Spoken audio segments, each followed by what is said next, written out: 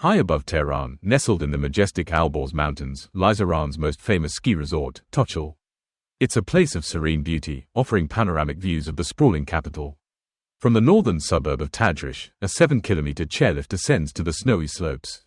Yet, for those with a discerning eye, a mid-ascent glance reveals something far more significant than just recreational slopes. Below, a massive compound, meticulously walled off and shrouded by lush green trees, stands apart from the urban sprawl.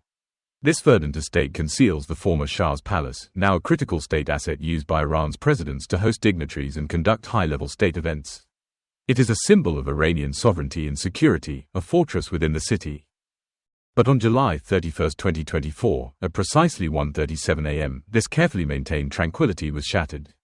A powerful explosion ripped through the southwest wing of a 5-story concrete building situated on the palace's periphery. Windows imploded, walls crumbled, and debris scattered across the terrace, marking a violent intrusion into Iran's most secure government complex. The target of this audacious strike was Ismail Haniyeh, one of Hamas' most powerful and globally recognized figures. His assassination in the very heart of Iran's security apparatus sent shockwaves across the Middle East and beyond. This is History Unburied, and today we delve into a modern-day espionage operation so audacious, so surgically precise, that it fundamentally redefines the parameters of international covert action and geopolitical conflict. Ismail Haniyeh was far more than a mere political leader. He was the head of Hamas Political Bureau, a position that made him Israel's most wanted man. His journey to this pinnacle of power within Hamas began in the refugee camps of Gaza, rising through the ranks of the Islamist movement. He embodied Hamas' dual identity as both a political entity and a resistance movement, navigating the complex interplay between diplomacy and armed struggle. For years, Haniyeh resided openly in Qatar, a strategic choice facilitated by a complex web of international understandings. This arrangement saw U.S. military personnel, Qatari royalty, and Hamas leadership coexisting, albeit uncomfortably, on the same desert peninsula. His presence in Qatar provided Hamas with a crucial diplomatic and financial hub, allowing its leadership to engage with regional and international actors while maintaining a degree of operational security. Despite Israel's unwavering vows to eliminate Hamas leadership, Haniyeh remained largely untouched.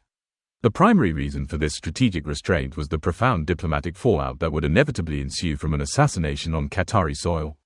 Such an act would not only violate Qatari sovereignty but also destabilize delicate regional alliances, potentially jeopardizing critical intelligence sharing agreements and diplomatic channels.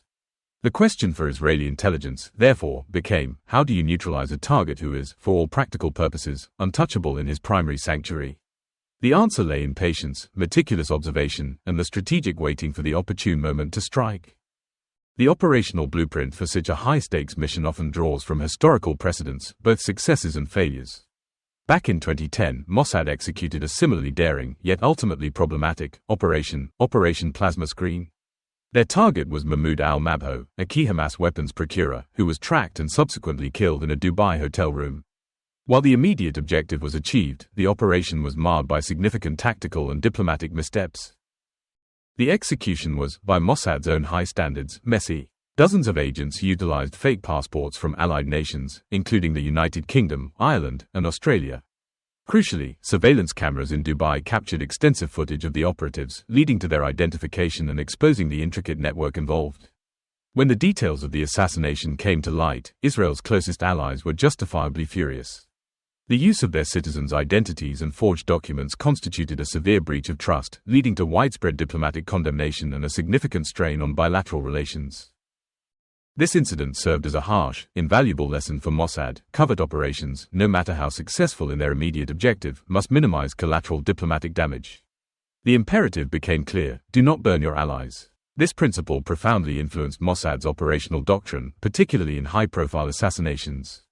The 2024 operation in Tehran appears to be a direct application of these hard-won lessons, demonstrating a strategic evolution in Israel's covert capabilities and its approach to international espionage. Unlike the complex diplomatic landscape of Dubai, Iran presents a fundamentally different operational environment for Israeli intelligence. Iran is an avowed enemy state, a central pillar of the axis of resistance that actively supports groups like Hamas, Hezbollah, and various Shiite militias across the region. In this context, there are no diplomatic bridges to burn. The relationship is already one of overt hostility and covert confrontation. This makes Tehran a uniquely dangerous, yet paradoxically, a politically safe stage for an assassination of this magnitude. The absence of diplomatic repercussions with allies frees Mossad to operate with a different set of constraints. Mossad's intelligence gathering on Haniyeh was extensive and long-term. They had meticulously tracked his travel patterns, understanding his movements between Qatar, Turkey, and Iran. Crucially, they identified his preferred lodging in Tehran, a Revolutionary Guard guesthouse situated on the very edge of the presidential palace grounds. This 5-story concrete structure, visible even from the distant ski slopes, became the focal point of their operational planning. Its proximity to the presidential palace underscored its perceived security, making it an ideal, yet challenging, target. Sources within intelligence circles suggest that the operation involved a critical human intelligence component, the bribery of 2 guards stationed at the building. In exchange for asylum in Europe, these individuals allegedly agreed to plant a brick-sized explosive device under Haniyeh's bed. This level of infiltration into Iran's elite security apparatus speaks volumes about Mossad's capabilities and its willingness to invest significant resources in human assets. However, a crucial piece of the puzzle remained missing: the exact date of Haniyeh's visit to Tehran. Without this, the planted device would be a gamble, risking premature detonation or discovery. The missing piece of the puzzle, the precise timing for the strike, arrived unexpectedly through a tragic turn of events for Iran. On May 19, 2024, Iranian President Ebrahim Raisi, along with Foreign Minister Hossein Amir Abdollahian, perished in a helicopter crash in the country's mountainous northwest. This sudden and profound loss plunged Iran into a period of national mourning and political transition, necessitating a state funeral and subsequent inauguration ceremonies for the interim leadership. Mossad, with its deep understanding of regional political dynamics and the intricate relationships within the axis of resistance, immediately recognized the strategic opportunity. They correctly anticipated that Haniyeh, as a key leader of a vital Iranian proxy, would undoubtedly attend the funeral and subsequent events to pay his respects and demonstrate solidarity. This provided the precise window of opportunity they had been waiting for. The high-profile nature of the events would also provide a degree of cover for Haniyeh's presence, making his movements less scrutinized by external observers, though not by Mossad. Accounts vary regarding the exact timing of the bomb's placement. Some intelligence assessments suggest the device might have been dormant for weeks, awaiting activation. Others contend it was planted much closer to the event, perhaps even on the day of Haniyeh's arrival. What remains certain, however, is that by July 30th, the intricate trap was meticulously set and ready for activation. Mossad agents, reportedly disguised in camouflage, positioned themselves on the surrounding hillsides, blending seamlessly into the natural foliage. From their vantage point, they observed Haniyeh's convoy arrive at the guesthouse. They watched as the lights in his designated room eventually switched off, signaling his presence and rest. Then, with surgical precision, they pressed the button, unleashing the explosive force that would reverberate across the geopolitical landscape. The assassination of Ismail Haniyeh was not merely a targeted killing, it was a profound strategic statement, a calculated act of psychological warfare. Israel, through this audacious operation, sent an unequivocal message to Iran, to Hamas, and to the broader international community: nowhere is truly safe for those deemed enemies of the state. Not even within the inner sanctum of your closest and most powerful ally. Not even under the supposedly impenetrable guard of the Islamic Revolutionary Guard Corps, IRGC, Iran's elite security and military force. This operation demonstrated an unprecedented level of reach and capability, challenging the very notion of sovereign security in a hostile environment. While the assassination itself was executed with surgical precision, the geopolitical ripples it generated have been anything but contained. The immediate aftermath saw a predictable outpouring of condemnation from Tehran. Iran's supreme leader, Ayatollah Ali Khamenei, publicly mourned Haniyeh, referring to him as a dear guest, and vowing unspecified revenge. This rhetoric underscores Iran's commitment to its axis of resistance, and its determination to respond to perceived Israeli aggression. Hamas, facing the loss of its most prominent political figure, swiftly moved to replace Haniyeh with Yahya Sinwar, a hardline leader known for his uncompromising stance and deep ties to the military wing.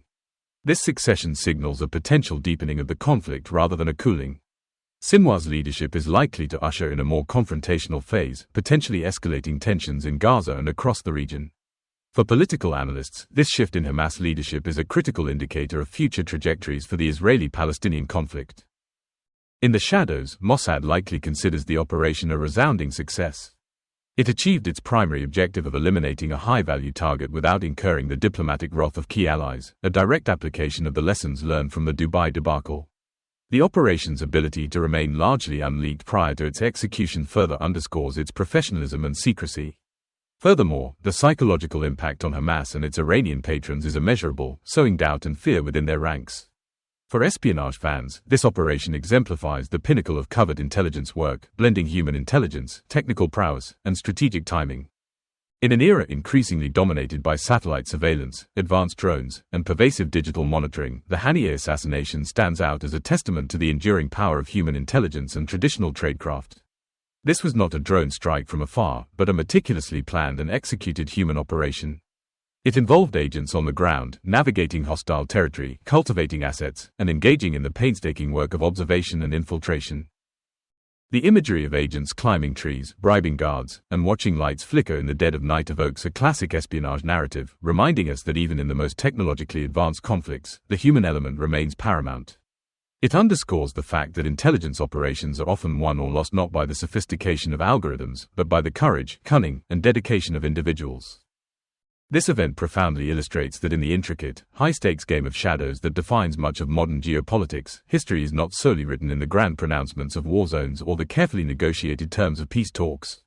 Instead, it is often carved in concrete, shattered by explosions, and whispered through the very air, carried by the chairlift cables high above Tehran. The Haniyeh assassination serves as a stark reminder that the unseen hand of covert action continues to shape the destiny of nations and the course of international relations. This has been History Unburied, shedding light on the hidden forces that shape our world. If you found this deep dive into the complexities of modern espionage and geopolitical strategy insightful, please don't forget to like this video, subscribe to our channel for more meticulously researched historical and analytical content, and hit the bell icon to ensure you never miss another story the textbooks leave buried. Your engagement helps us continue to bring these critical narratives to light.